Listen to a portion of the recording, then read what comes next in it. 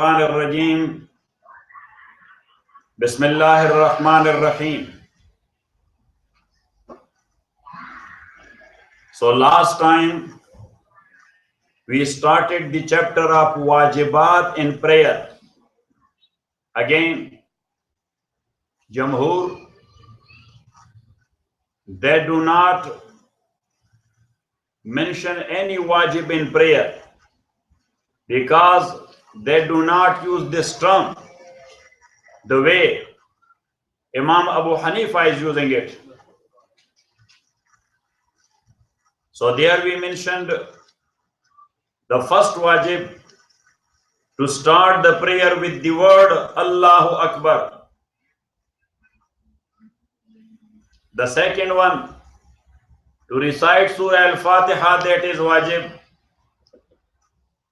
Number 3, to recite another surah or a part of Quran after Fatiha, that is wajib. Number 4, to recite Fatiha before surah, that is wajib. Now number 5, to put his nose along with his forehead in sajda, that is wajib according to fatwa of Hanafiya. According to fatwa of Hanafiya, as you know, that the first sajda is done if somebody put his forehead only. But if he did not put his nose along with his forehead, so he missed wajib. Got it? Yeah. And Abu Hanifa supported this idea, rahimahullah, that the same bone of forehead that is coming towards the nose and tip of nose, that connect bone with bone. Got it? Or part with part. Got it or not it? Yes. As we mentioned in aura. Yes. The knee. Yes. With the private parts of body. The knee is not aura. To cover it, that is not must according to Imam Malik, Imam Shafi and Ahmad ibn Hanbal, rahimahullah. But to cover it, that is farz according to Abu Hanifa, rahmatullahi alayh. Means that if you showed your knee to someone without any need and necessity, that is just like you are showing your butts to. Yes. So anybody will show his butt to anybody?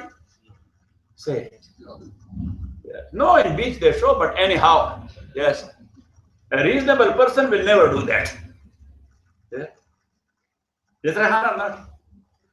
Yeah. And Muslim, by nature, he has that much haya and decency that he does not disclose. Yeah, to tell you one thing, sometime, yes, I put on my trouser, shalwar, yes, and come out to put on my kameez. So this upper body of mine, that is open. That, open. Only for that 1-2 minutes too. But once, yes, subhanallah, Ayan and Zain, they saw me. Yet, so they come out and they were telling their auntie, oh, Haji Baban.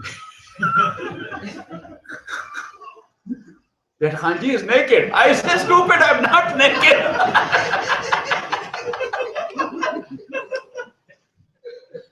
Which is good. Yes, that they feel it bad. Because for Muslim, haya is much more than anything else. Prophet ﷺ, in a hadith, he said, Inna al-iman wal-haya taw'aman iza zahaba ahaduhuma zahaba al-akhar. Iman and haya, these are twins. These are identical twins.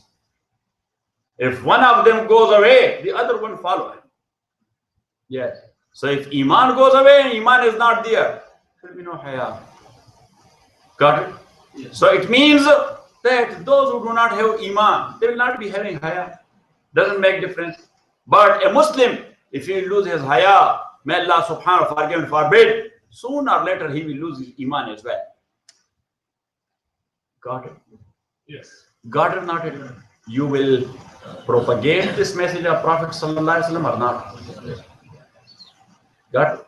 You will remember and memorize it. Yes. Innal iman wal haya aman. That iman and haya are identical twins. Iza zahaba ahaduhuma zahaba al-akhar. When one of them goes away, the other one follows. Got it? Yeah. Identical twins mostly. When one of them falls sick, the other one falls sick as well. Yes, because of their genes connection. Close connection of what?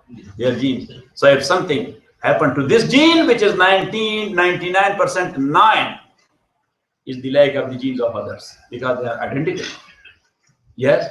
So the same gene that have connection. Cordless connection. What is it? Cordless connection. So through that cordless connection, he falls sick as well. He falls sick. Even though, look, if you have son or daughter or whatever, and he or she is beloved to you, if something happened to you, you get headache or not? Yes. Say, are you get fever or not? Why? That's cordless connection. That is what? Cordless connection. Yes, and sometimes you are here, you see, I don't know, I'm not feeling well. Something is happening.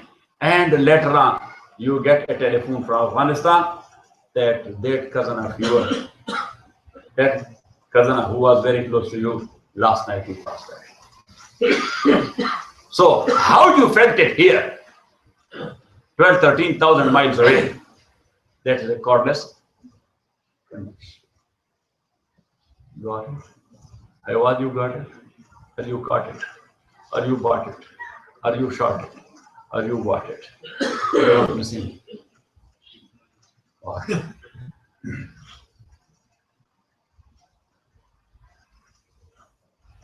Got it? So, I was giving you example. The forehead bones, it comes here. What is the wall in between the two nostrils? Huh? Septum. Nasal septum. Yes. So that's connected to that forehead bone. Got it?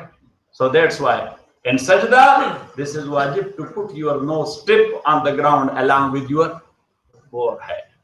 That is wajib.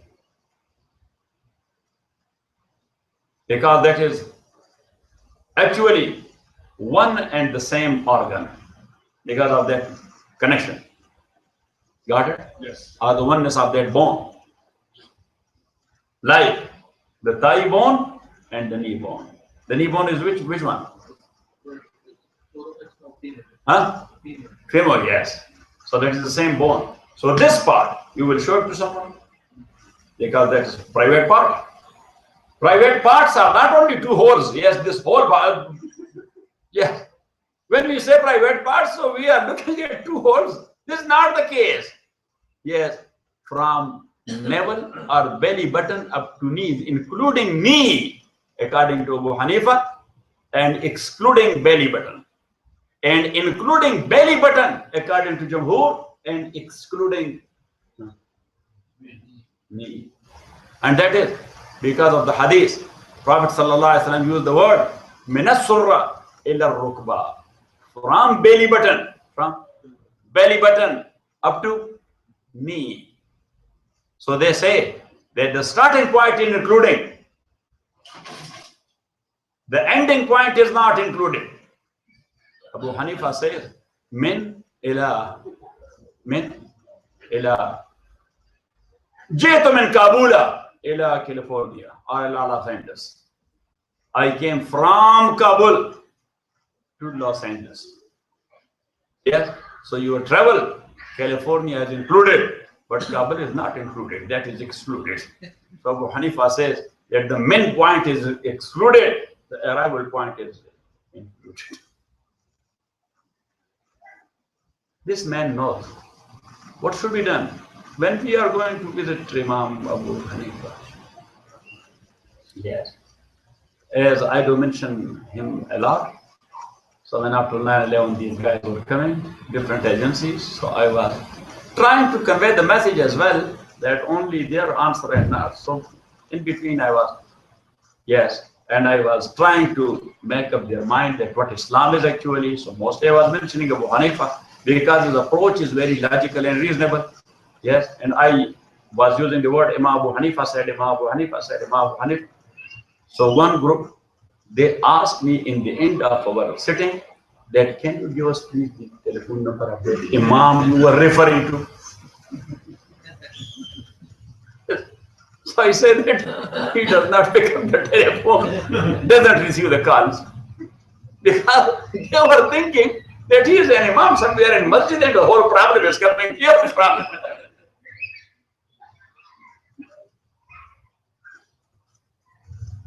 Number 6,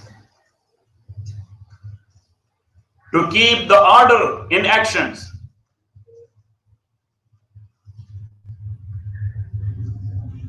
Or to keep the order in action which is to be done twice. To keep the order in action which is to be done twice. So in one rakat, to be done twice, that is sajda. How many sajda we are making in one rakat? 2. So if someone missed one sajda, you should write it. In a rakat, he can make it when he recalled his mind. Even though if he is in the last sitting of prayer and he recalled in mind, oh, in second rakat I made only one sajda. I missed one. He recalled his mind in the last sitting before salam. Or even after salam. As long as he has not spoken, you should write it. As long as he has not spoken yet, he may do it, then repeat tashahhud and make sajda sahw.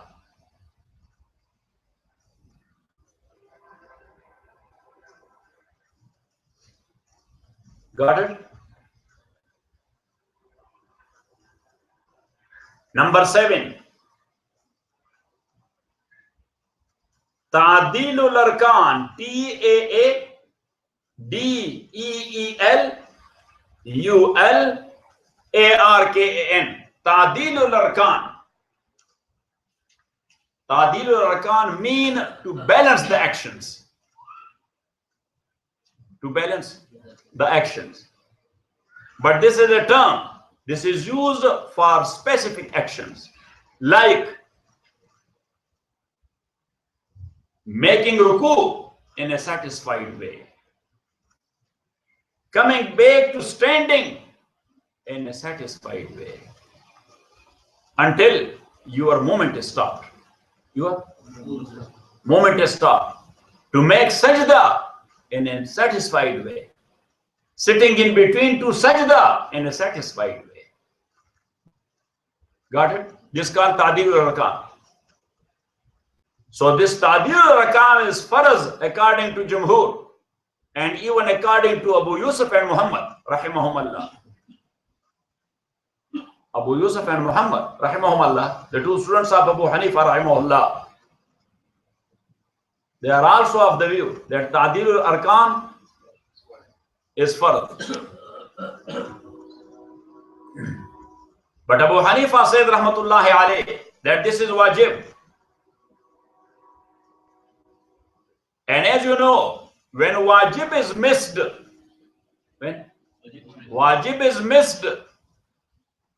forgetfully, so you can cover it with a bandage of sajda sahw. But this wajib is not missed forgetfully. You didn't take care of. You were careless. So there is no sajda sahw for this wajib. You missed it. But to repeat the prayer, you should write it. As long as the time is there, repeat the prayer. Yes. But when the time went out, there is no repeat and no qaza. No repeat and no qaza. But your prayer went to Allah subhanahu wa ta'ala and its organs were amputated. Nose was cut. Yes, the ears were cut. The tail was cut. Yes, and just name it. Depend that how much careless you were about Tadir Arkan.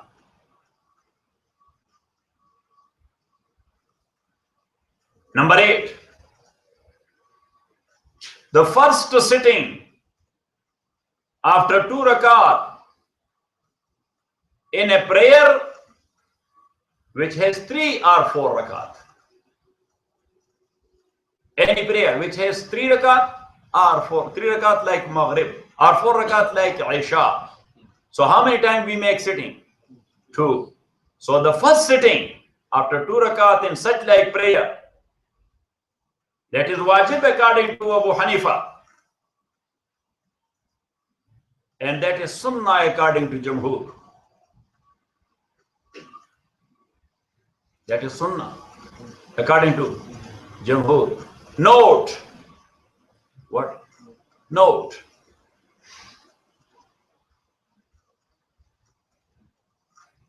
As we mentioned before, that the last sitting in prayer is a farz,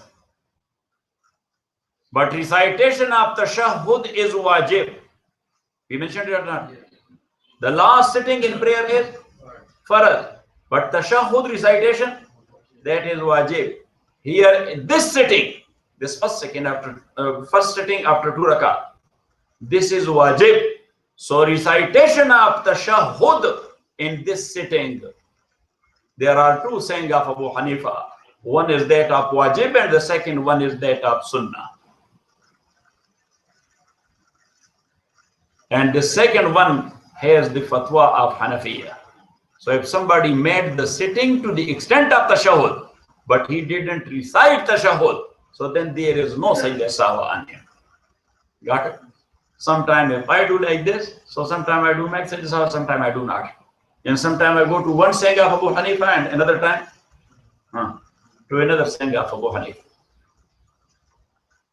Got it? Number 9.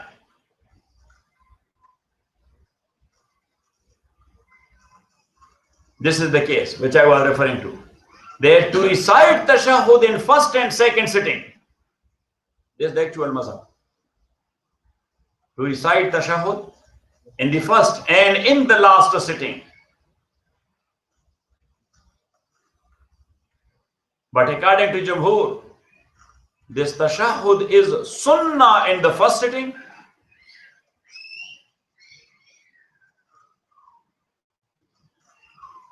and according to Shafi and Ahmad, this tashahhud is farz in the last sitting.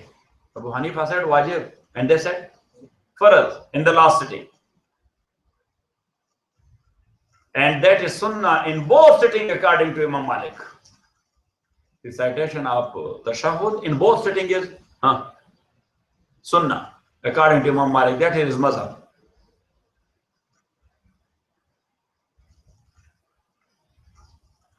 وصلى الله تعالى على خير خلقه محمد وآله وصحبه أجمعين.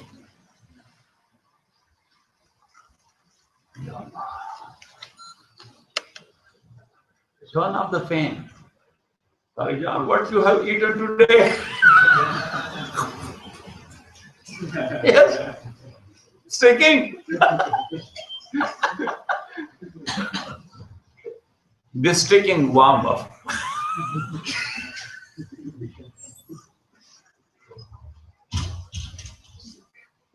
Huh?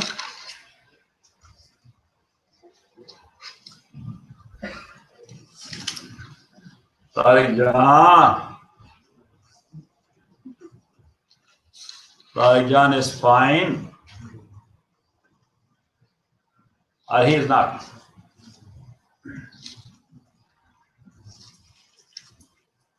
Bismillah ar-Rahman ar-Rahim wa sallallahu ala nabi al-Kareem Muhammadin wa alihi wa ashabihi ajma'een.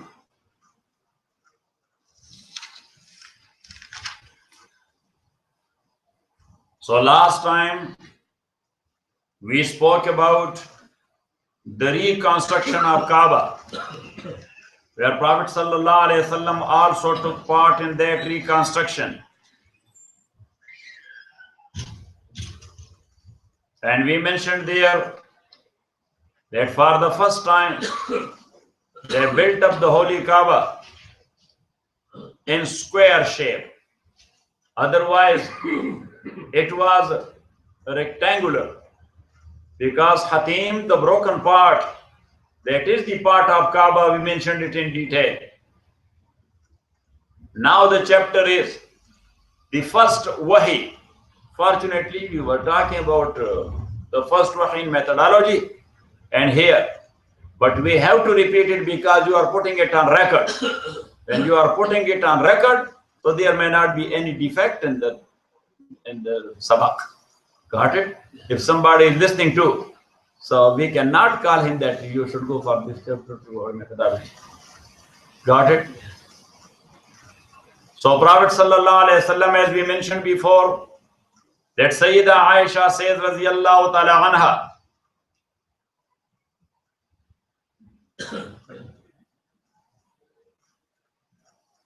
so here we will mention that Prophet sallallahu alaihi wasallam was observing the environment and the circumstances.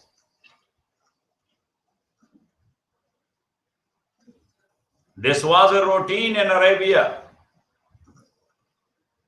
that people were going for retreat for a few days according to their own schedule and timetable.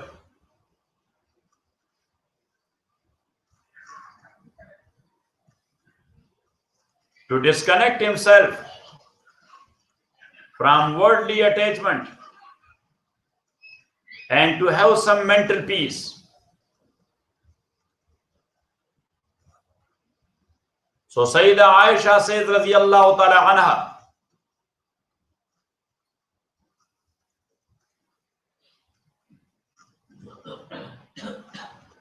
that before receiving the first wahi, Prophet sallallahu alaihi wasallam, he used to see true dreams.